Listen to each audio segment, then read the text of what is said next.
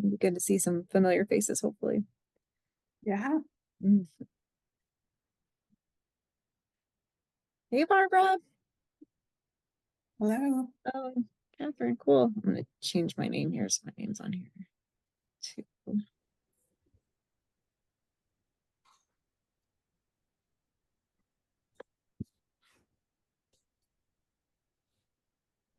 Is it just we three? So far. Oh my goodness. Well, Catherine and Rachel are here. They just don't have their video on.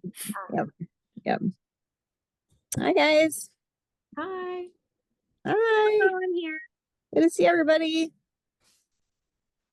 We'll maybe wait a minute or two to see if anybody else hops on before we begin. Is that okay, Maren? Sure. You guys can probably see I've got my screen shared already, and if you want the slides, there's a QR code. So Yep. And we so appreciate you guys coming. We're recording it too, so that we can use it for other people that might miss it to get them information.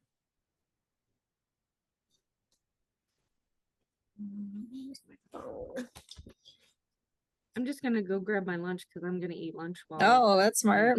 That's super Because I smart. have a client after this, so Yes, that's super smart. Yeah, no problem. that's part of the point of the noon time. Yeah, that's so smart to be able to multitask here. Eat and learn. My two favorite things.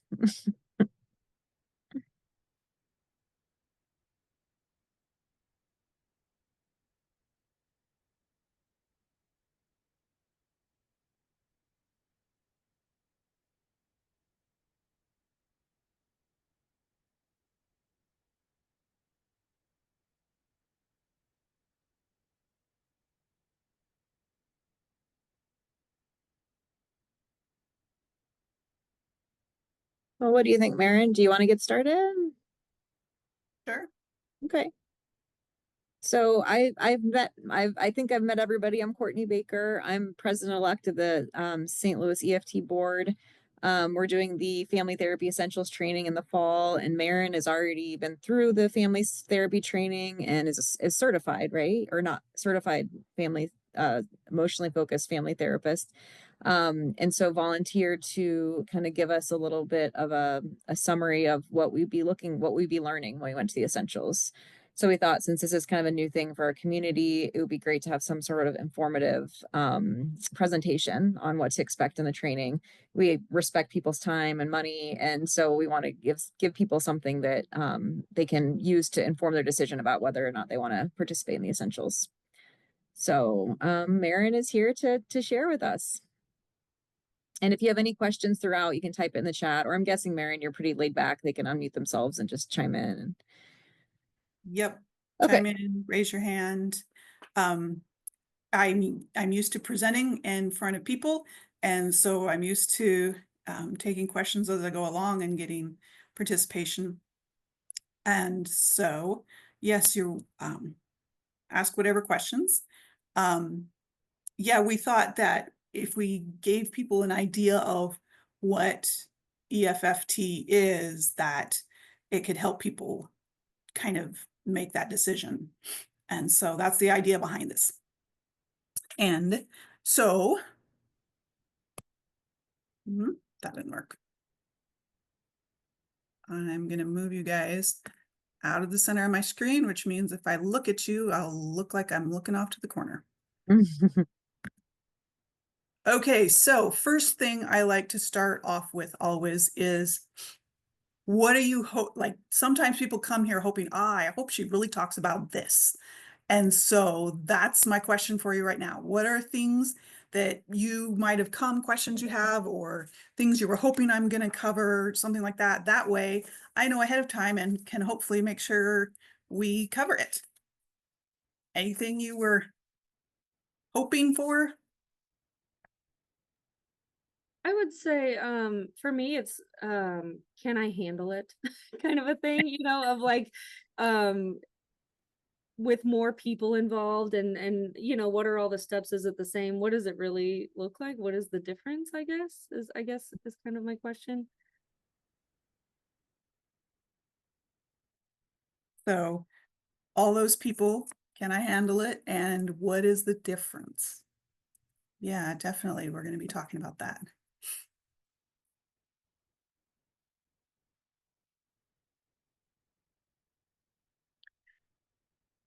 And Rachel, do you have EFT training? I'm sorry if I don't remember you. No, I participated in a like Hold Me Tight event and was super interested in learning more. So this would be like my first intro to EFT as a Right. therapist. Great. What population do you see?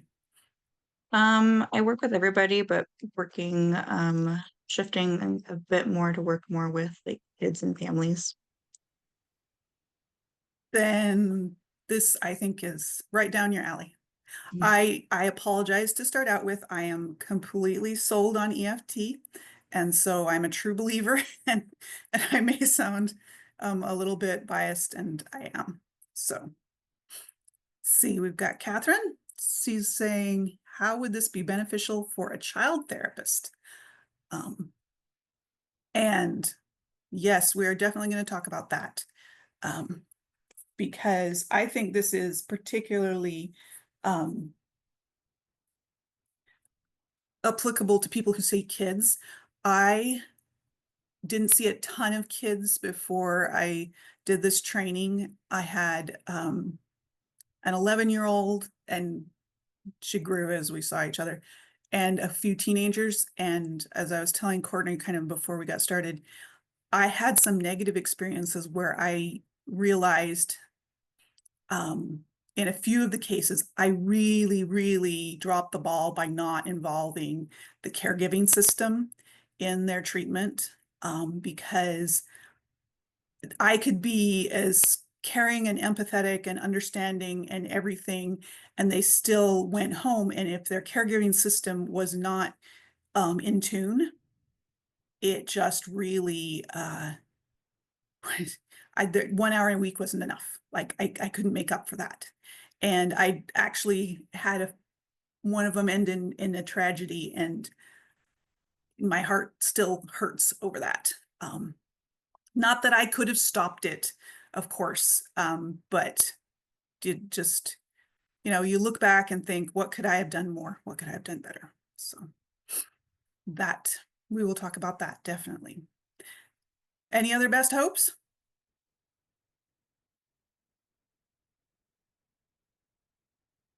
All right, we will get going because I gave this presentation in 90 minutes before, but there were a lot more. Okay, so first of all, kind of a picture of where we're going. And you guys are covering up some of my sticky notes. So first of all, what is EFT? We'll talk about that. Then we'll talk about the 3 stages. And that will be familiar for some of you, but a little different. And that's where we're going to talk about some of the differences. Who's in the room? That touches on that. Oh no, what do we do with all these people? Then we're going to talk about what we call the tango, which is the main way, like the main intervention for EFT, and how it looks like in families. Then we'll talk about micro interventions and what those are, which are not usually anything that any therapist is unfamiliar with. They just may not have heard it in those words. We'll talk a little bit about what negative patterns look like in families, because if you're familiar with EFT for couples, we talk a lot about the cycle. And yes, families have cycles, but we don't talk about, because in a parent-child system or a caregiver-child system, there's a power differential. The children don't have the same responsibility as partners who are equally responsible. So we don't blame the cycle as much. We look for the caregiving intent. So we'll talk a little about the differences there. We'll talk about some creativity, which I think is a wonderful part of family therapy and so important when you're dealing with younger kids, because, communicating through words isn't always their best way of communicating. And then, of course, information about how to get more. Okay. Can you guys hear? I don't need you. I need you. I don't need you. I need you. I don't need you. Yay! Excellent job. Okay.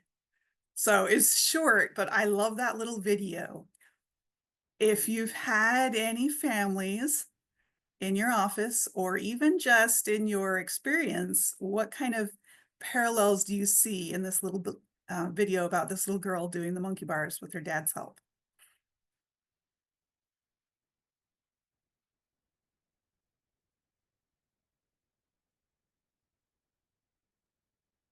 I guess kind of that need for independence, like I need you, but I don't need you. Like even when I don't need you, I need to know that you're there in case I do need Right. you. Yeah, I need you, but I don't need you, but don't be too far away because then I might need you. And that dynamic plays out, even as the child grows. It's definitely a teenager thing. That most of the time they're going to pretend they don't need you, but when the going gets rough, they need you. And even for adults, the need is a different way, but then they want to be accepted for the adult that they've become, and that their parents are proud of them. And that's kind of the need that they need, is to know, hey, my parents proud of who I've become. And then different phases in life, starting parenthood, all of a sudden your parent becomes more important, or things like that. So there's always this tug of war between I need you, I don't need you, I need you, I don't need you. Other thoughts on that video? It just made me think about that idea of healthy dependency and independence being the same coin, different side, so like the more you're there, the more independent I could be. Like if you're like right there for me when I'm hanging on the bars, the more I have confidence to like do it without you, so I just that video was really like touching for me to symbolize that. Yeah, I hadn't thought about it that way, but that's so true, that we can be more independent when we have that confidence someone's there for Yeah, us. exactly. Yep.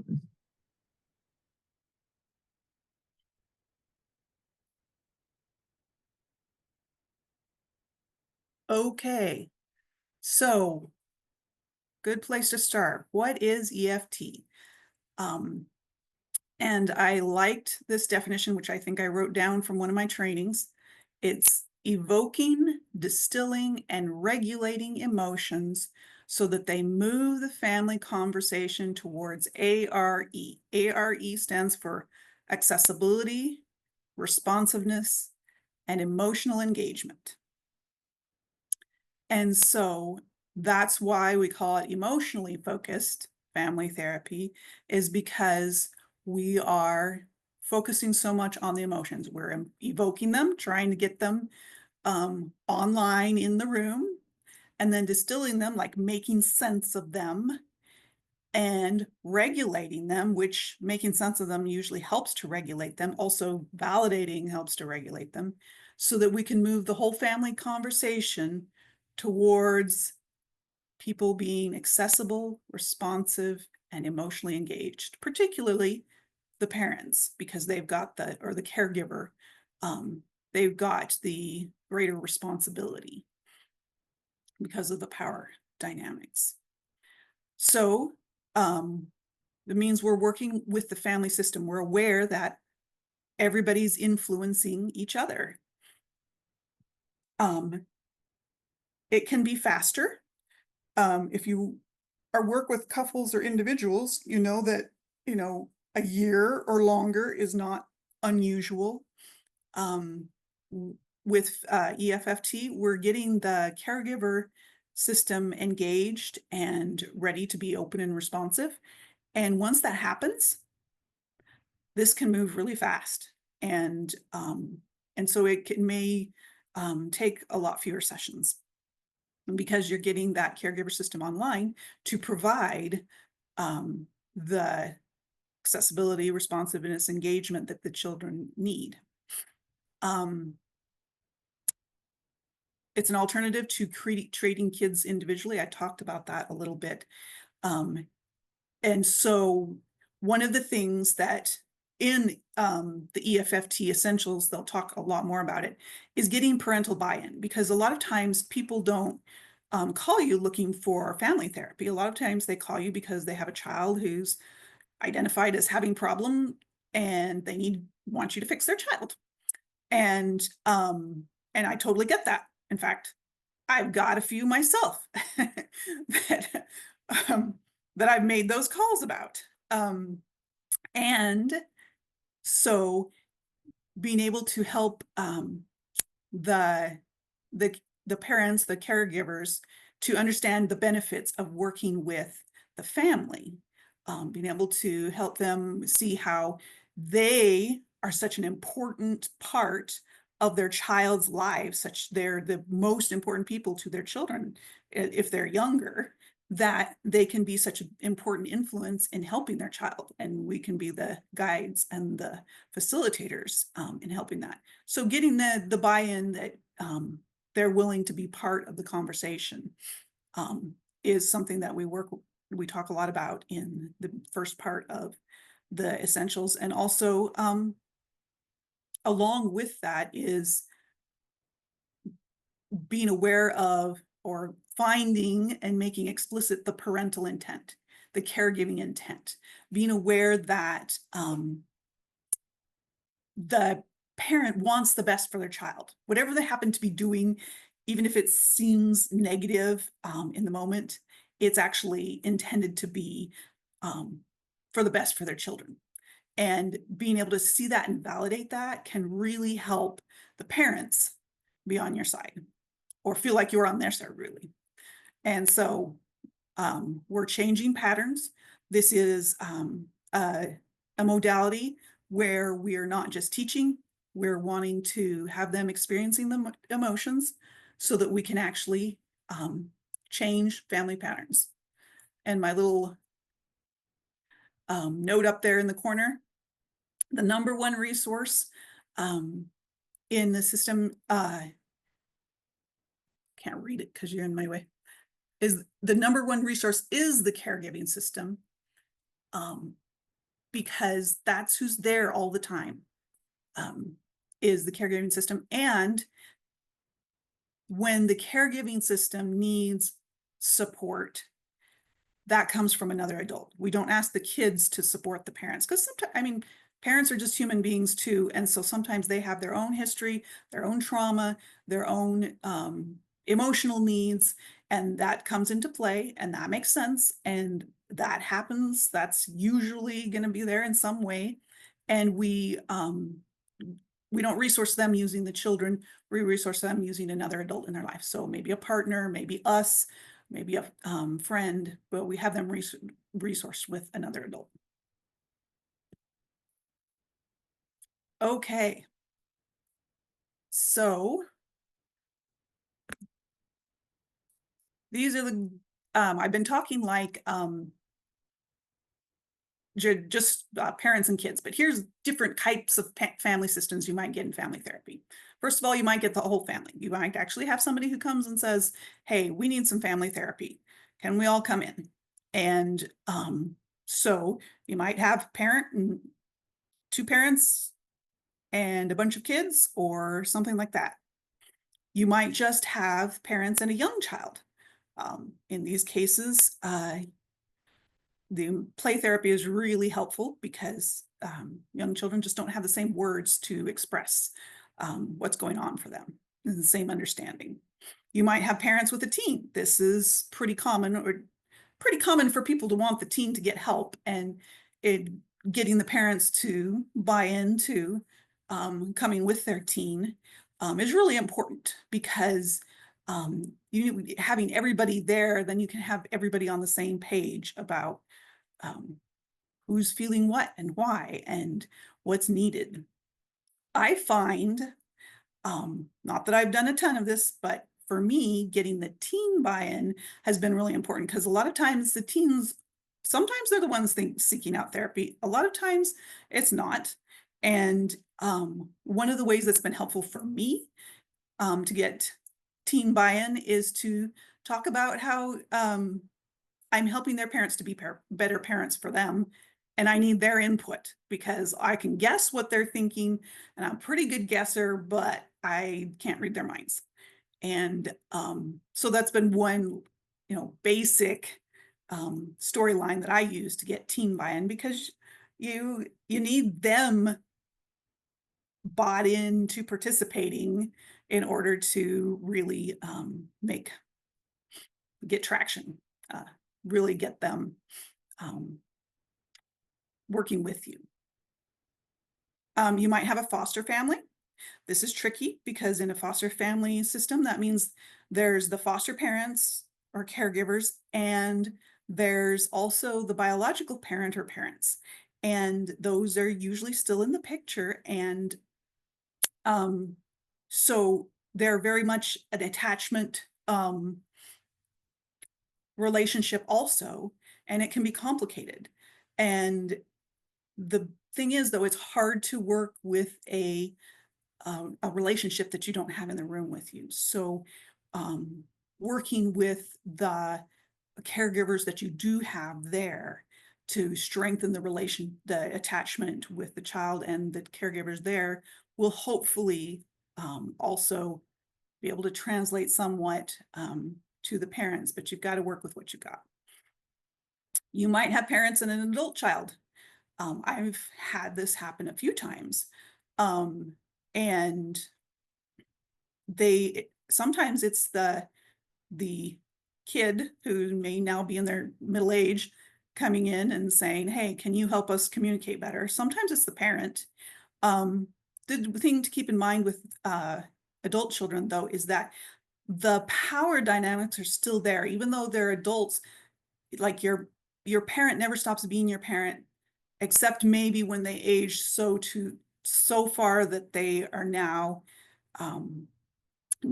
declining in their mental health and now becoming the person who needs the care and not but most of the time the parents are still the parents, so there's still that power dynamic. And so when we talk about the process of EFFT, we're still looking for the parents to be the ones who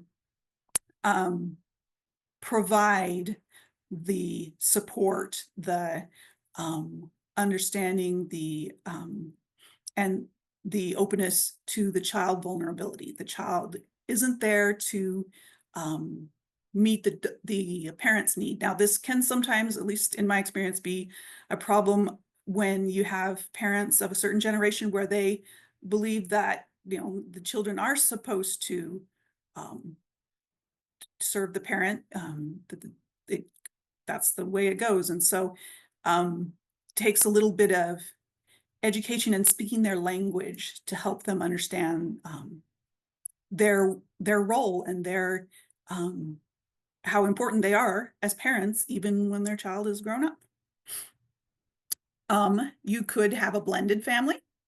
In that case, you want to make sure that you've got your biological relationships, like the biological parent and child, get those attachment relationships nice and secure before you work on step relationships.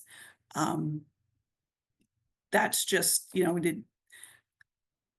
there probably could be exceptions, but you generally want the biological ones first, because that you've got the best chance there, that they've had them the longest. They probably already have a stronger relationship. You want to make sure that one's good. And then adult siblings. So most of the time, I'm going to be talking like we've got the power differential. Adult siblings or just siblings might not have that different power. There could be if one was a lot older than the other, but they may be more on the same level. So that's the one time when that would maybe be different. And in that case, a lot of times we're looking for attachment injuries that might have gotten in the way of their secure attachment with each other. And those may need to get worked through. Attachment injuries are times of great need or vulnerability when the person that you care about and need is not there for you. And they can come in all different varieties, but they leave a big hole, and they can really shake up trust. So something to keep in mind with siblings.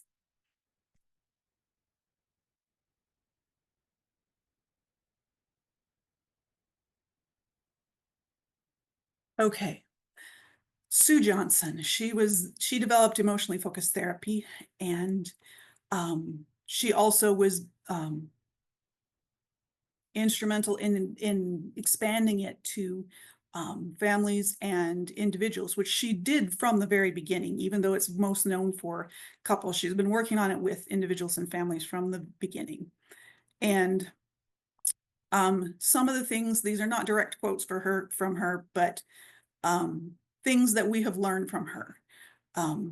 If you want to have a deep limbic, you need to have a deep limbic experience in order to have deep limbic change. So just learning with your prefrontal cortex isn't enough. You have to have that emotional experience. She talks about singing to the amygdala. That's what we're doing in session.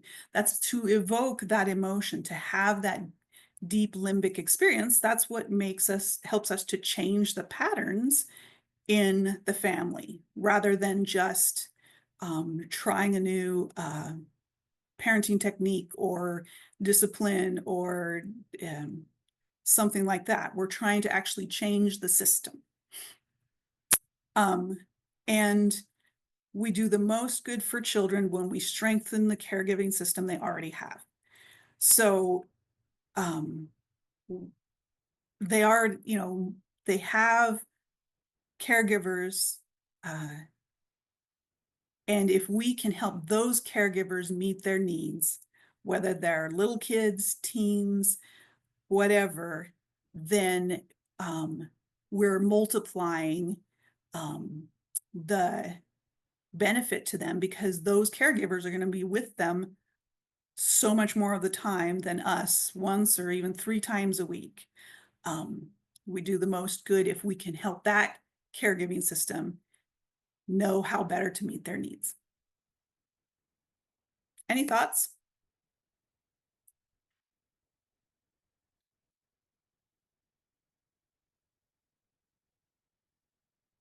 Okay, so in EFT, we talk about 3 stages, and there's 3 stages in EFFT too. And here's where there's a difference between the couples and the family. In the family, stage 1 is all about helping the parents or the caregivers. I use caregivers because it can also be foster parents or grandparents sometimes are the caregivers, the full-time caregivers, but helping them to become open to the child's vulnerability. So we're working with whatever blocks the parents have to being able to be responsive to the attachment needs of the child. And that's stage 1 in emotionally focused therapy. And just like others, we are looking for patterns that block the parent responsiveness. And then we're looking at the parental intent behind the patterns. So it might, let's say, when the child is upset, the parent says, okay, well, I'm not going to deal with you until you're ready to speak respectfully, and they leave. We might consider that, withdrawing if we were talking with couples. But if we look, and the child's response might be to increase their distress and upset, because now they've lost their comfort, their attachment. We can look and we can see that the parent is trying to help the child to calm down. They're trying to help them know that it's not okay to, respond with your emotions this way. Well, children are kids, and when you have exceeded your tolerance level, then you become dysregulated, and that happens. And helping parents to have a new way of experiencing their child, of understanding what's going on for them in that situation, helps them to respond in a different way. And it's important for us to not be blaming or criticizing the parents. They're doing what makes sense to them. Maybe they're doing what they learned, but they're trying to be good parents to help their kids learn and grow. So us looking for the parental intent and being sure to reflect that back helps to keep that blame out of it, because the blame will just shut our parents down. And sometimes we need to process the blocks, figure out what's going on for the parent. May not be obvious at first. Stage 2, that's accessing the child's attachment needs. That's when we're going to have them be vulnerable. Yes, well, the child is involved in the first part, but we're not having them go deep down into their most deep vulnerability until we know that the parent's going to be there to catch them.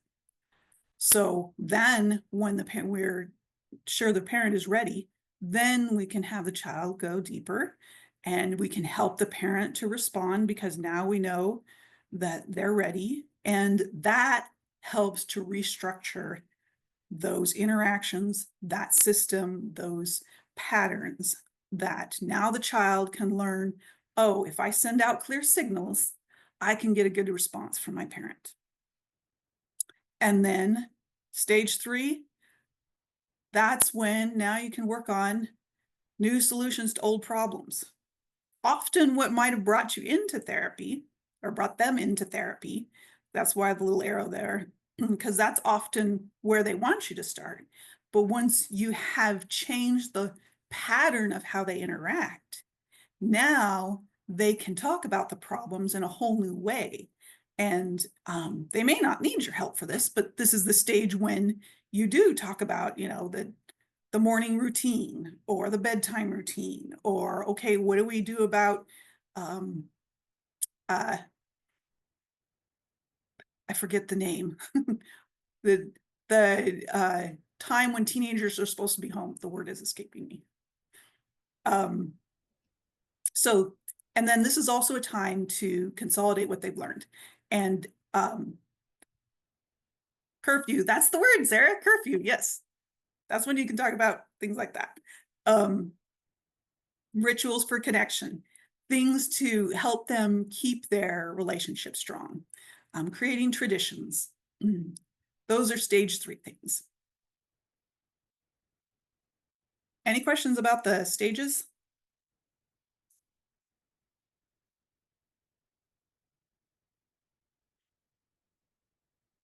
Okay, so this was one of your questions. Can I handle it with all those people in the room? Now, usually with emotionally focused family therapy, we do have everybody come for an initial session. If we're talking about young kids, then sometimes you may have like a session with the parents or caregivers first to hear all of here's what's going wrong stuff, so the kids don't have to be sitting through that. And sometimes you can divide up the session, like you might have the child wait in the waiting room with another adult or children while you talk to the parents for part of the session, then bring everybody in. But usually there's an initial family session. The benefit of this is you get to see how they interact with each other. This to me is just so beneficial, because then you can see it all live in front of you.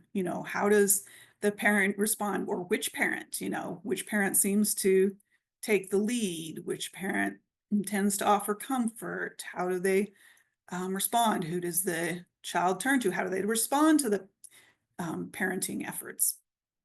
And at this initial session, you're doing a lot of assessment and deciding, who's the most distressed dyad, where do they get stuck, because after this initial family session, your next sessions don't necessarily need to be everybody. Usually you will choose a dyad or a particular group and do a session with that, and then go from there. Often you'll choose the most distressed dyad, but that's not the only way. You might have a parent session if you're thinking, they might not be on the same team here. We might need to work on getting caregiving alliance strong first. You might get all the siblings together and see what the dynamics look like there without parents around. You might do just the parents and one of the children, or one of the parents and one of the children, if they seem to more stuck with one parent. You might just have the child. It's possible. And part of that, as you do it, you can see how they separate and reconnect with the parents. But you might want to see, how do they connect? How do they respond without the parent? And you might actually have a couple session. I know that sounds like the same as the parent session, but the couple session might be focused on the couple's relationship.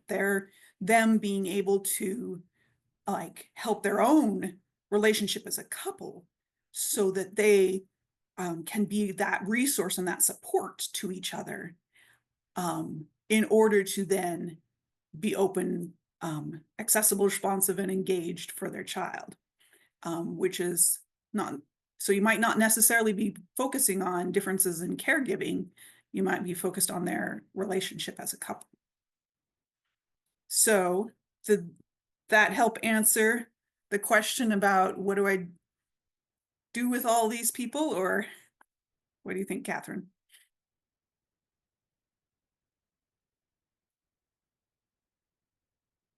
See, Barbara, how is it with scheduling? It's difficult enough to get a couple into your office at a given time on a regular basis. Do you find yourself working nights and weekends to see families? Scheduling is a problem, and that's often what one of the arguments that I've had against bringing the whole family in when I try present family therapy is scheduling. And so yes, nights and weekends works better for people. I also have done like 8 a.m. appointments, so they miss a little bit of school or work, but not as much.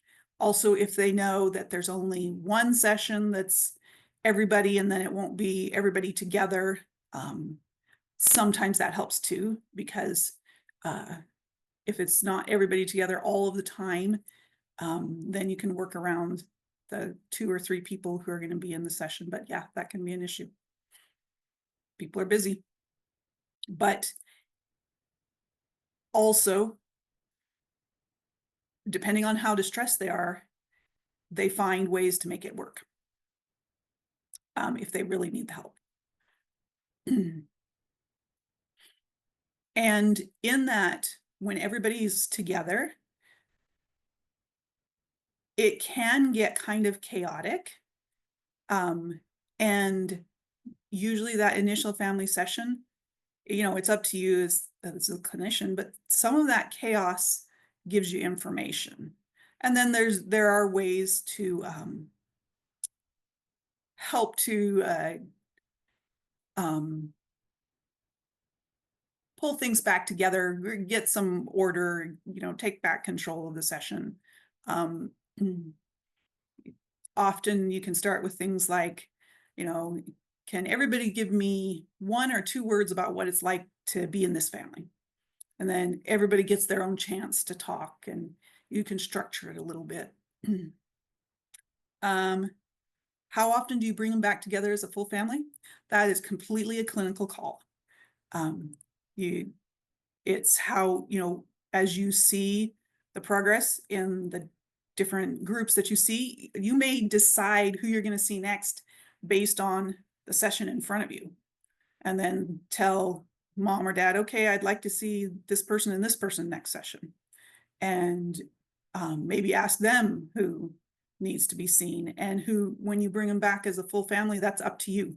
And up to, if they think what they think needs to happen is always interesting also. But that's the thing about family therapy, as varied as families are, there's even more ways of approaching it. It's very, very flexible, and that's one of the beauties of it, is it's so flexible.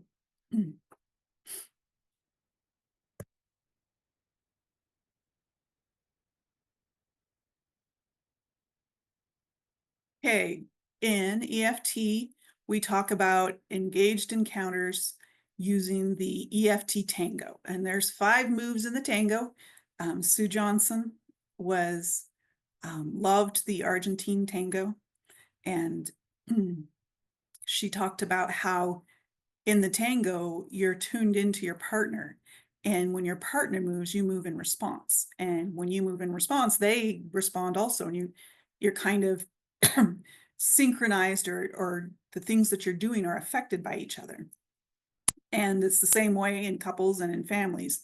What we do affects our loved ones, and so the EFT tango got its name from that. And these are the moves that they've figured out by watching their tapes. They looked at, okay, when it's working, what is the therapist doing? And distilled these out. So move 1 is organize, and that's things like noticing the patterns, noticing what has just happened, noticing if somebody had like physical responses that you might notice, a smile, a reach over with a hand, things like that. So just organizing, noticing. Then when you find something that seems to be emotionally relevant, emotionally important, then move 2 is to assemble and deepen that. If you're familiar with couples therapy, it's basically the same thing. You look at, what happened, what was the cue, how did it hit you in your body? What did it say to you? How does it feel? How do you tend to respond? And you help organize that for them. And then you choose a part and you have them share.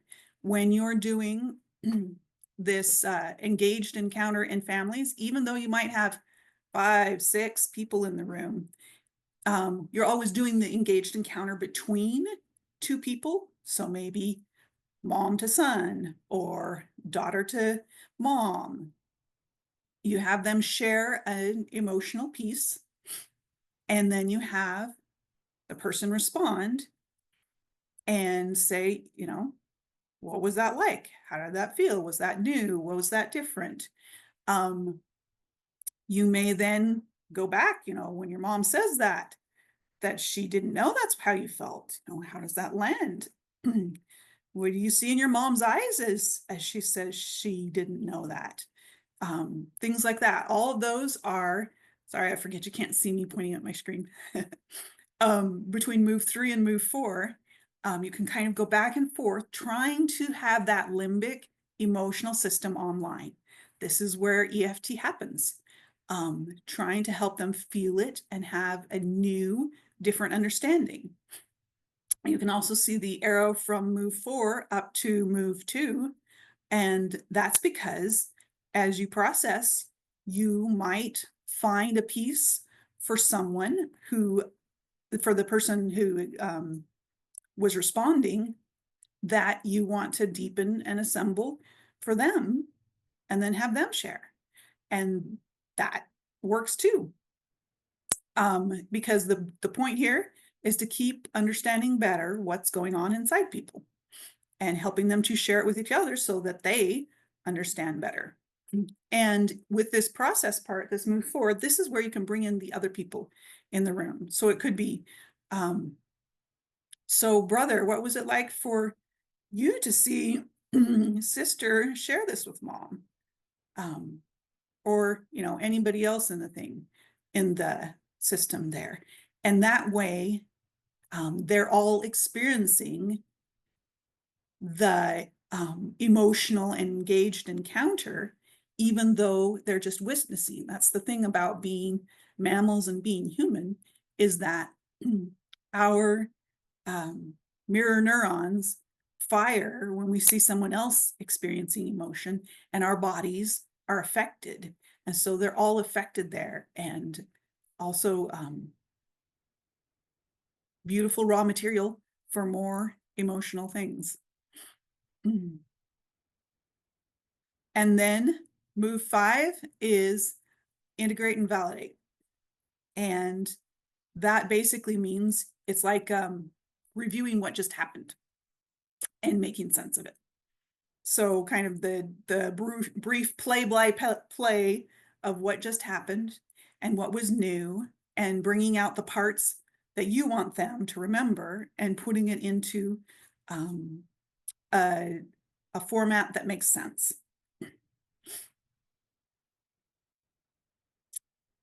And then when you've done that, you know, so Mom talked about how when she yells, it's because of this, and it she's really intending this, and she shared it with Sister, and Sister said she didn't know that, but that felt better. And brother said he liked seeing Mom and Sister have a better experience, and that actually made Mom feel good, and she felt like she was being a better parent. And that made Sister happy too. And so, you know, something like that, you kind of tie it all up in a bow, and then you can start back over at 1 again. Okay, and review the patterns usually like this, but this happened different this time, and find a new place to start, piece that's emotional, and start the process all over again. We do this over and over in some way or another in emotionally focused therapy and emotionally focused family therapy too, because this is how we get to that deep limbic experience where we can have that deep limbic change and actually change family patterns.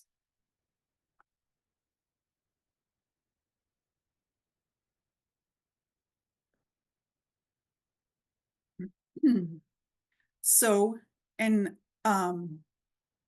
like I said, one of the differences between emotionally focused couples therapy and family therapy is that stage 1 is about getting the parent's openness and responsiveness, and stage 2 is the child's vulnerability. And so this kind of lays it out there. In stage 1, what we're trying to do is identify the pattern.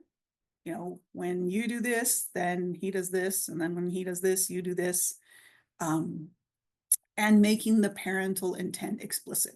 So this is understanding how the parent is actually trying to be a good parent.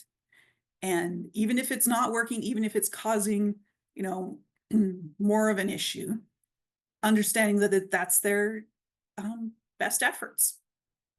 And then helping the parent to express their openness to the hearing the child's feelings, experience their child's vulnerability. That's what we're working on in stage 1. And the parent being able to show the child, even if the child is 40, that they want to know about the child's experience, want to know what the child's thinking and feeling. Stage 2, and so those, your engaged encounters are going to be around those sorts of things. And then stage 2, your engaged encounters are going to be where that move 2, where you're assembling and deepening the emotion, you're going deeper into the child's vulnerability and things like view of self and view of other, and helping the child to share it. And you are priming the parent to respond with care. Not, you shouldn't feel that way, not, I don't see you that way, but to respond with care when the child is vulnerable. So those are how they differ a bit from stage 1 to stage 2.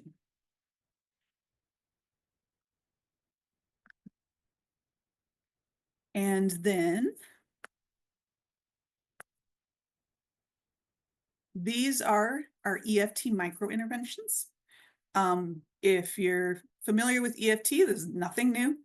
All the same things for being an EFT therapist. If you're a therapist, you've probably been doing all of these things. You just may not have known the word empathic conjecture. That just means, you know, you're making a guess about what their experience might be like. Risk, that's how the voice you're using. Soft, slow, simple, specific, using the client's words, repeating, using imagery. So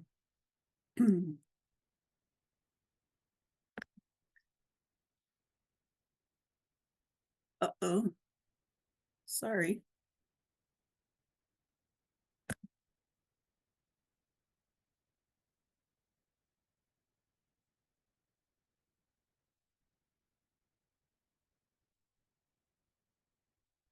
Okay, we're back.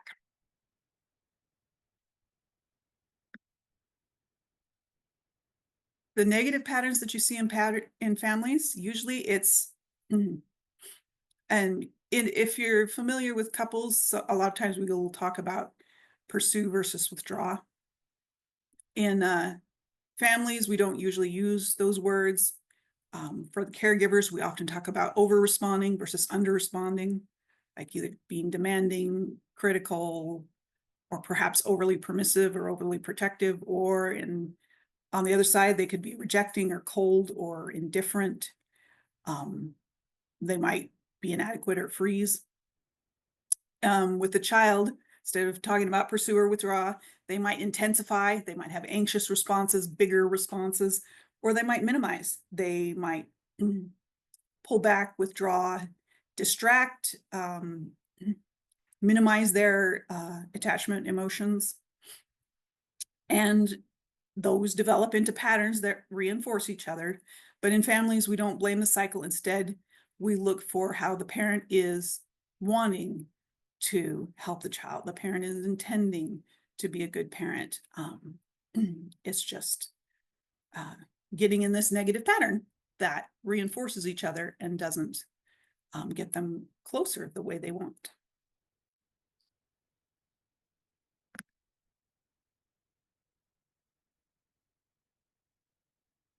And so here, these are a little bit more information about what parental blocks can look like when they are either over responding or under responding. If they're over responding, they might be preoccupied with the child. They might not be aware of themselves. They might be overly permissive, or they might just be overly critical.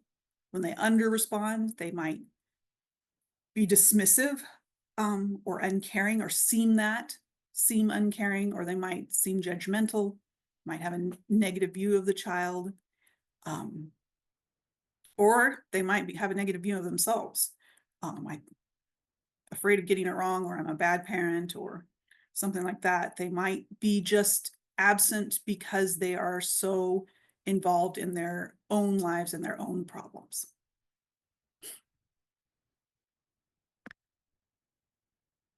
Some child blocks. They can become critical or have a negative view of their parent. They might have shame. They might put their needs aside to care for the parent or other children in the family, or be a caretaker. Oh, I see I have a typo. Or when they're minimizing, they might be cold or shut down or withdrawn.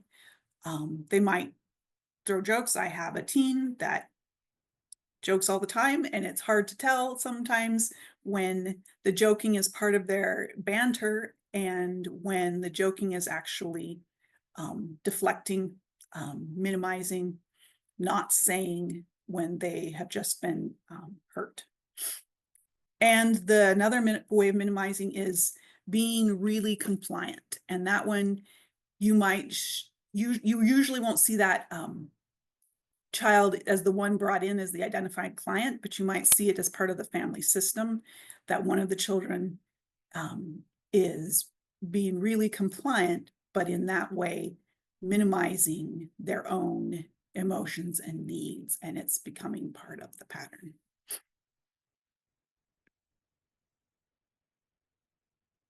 So here's the fun part. There's lots more than this, but in families, it really helps to get creative because then you get people talking better. You can use different types of play therapy, hide and seek. That's one of the oldest games, and it's also, you know, related to, will you be there, right? What are you gonna, like peekaboo, will you be there when I take it away? Will somebody come and find me if I go and hide? A lot of attachment, meaning there, role playing, having them act out different things, different stories. We can have creative ways of who goes first, tossing a ball or a beanbag, having somebody like ask, you know, Johnny, who do you think should answer the question first? Using art, rating scales, circular questions. That is like asking Johnny, how do you think mom feels about that? Or sister, how do you think Johnny feels when mom says that? So asking somebody about how somebody else feels, having guessing games. So lots of creative ways.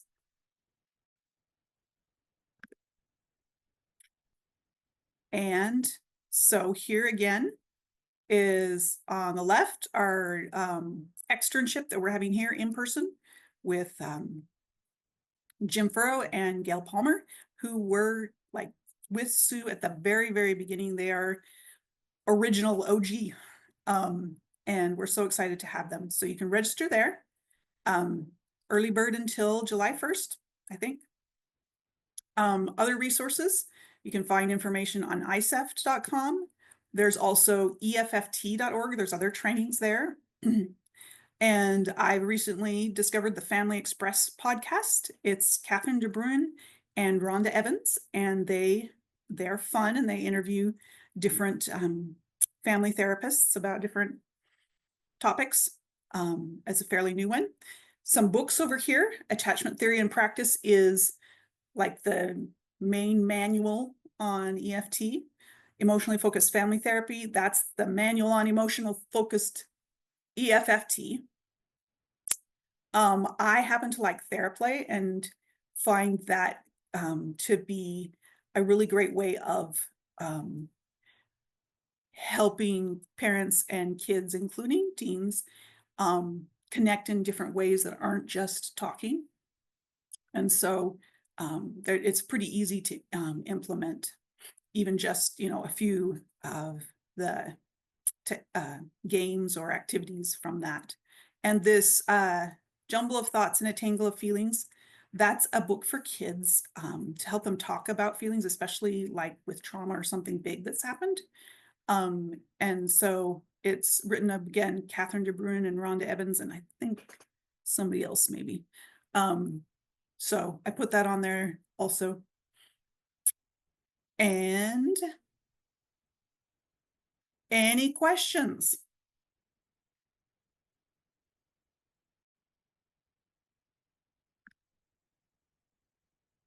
Oops, did I just stop the share?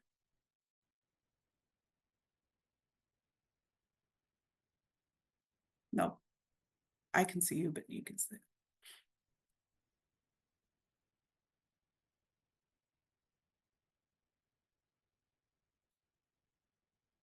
We've got a few minutes if anybody has any questions.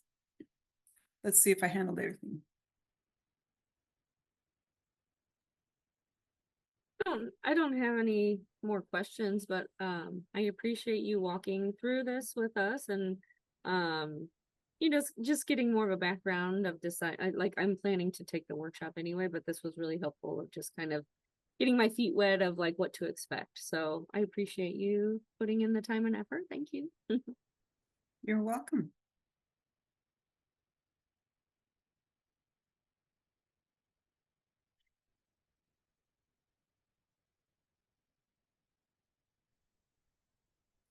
And yes, we are recording it and it will be posted on our website. That might take a few days, but yeah, we'll have it posted up. And the website is stleft.com. And so it should be up there. You can watch it.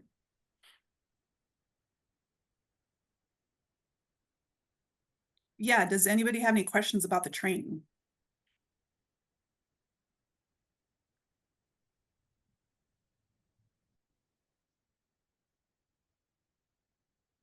It will be 4 days, like 9 to 5 with an hour for lunch. And there will be some experiential role play sorts of things. I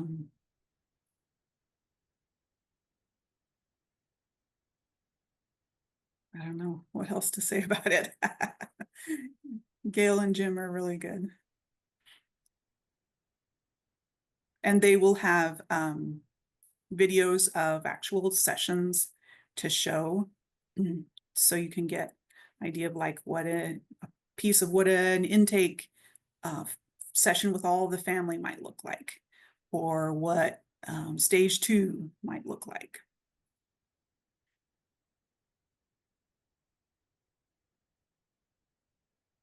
Well, this was really great, Maren. Appreciate you so much. You're welcome. And people can always email us if they ever need to, you know, the STLEFT community@gmail.com. So, or just the contact us page on our website. So if there's any follow-up questions, we're always here to answer them. And we'll make sure this video is probably on our website. I'm sure we'll post it on social media, probably, you know, so it'll be accessible. Well, anything else anyone wants to say? This was so wonderful. I can't wait for the training. Thanks for coming. Thanks again, Maren. You're welcome. All right, I'm gonna log off too because I got a 1 o'clock. Okay, All bye. right, everybody.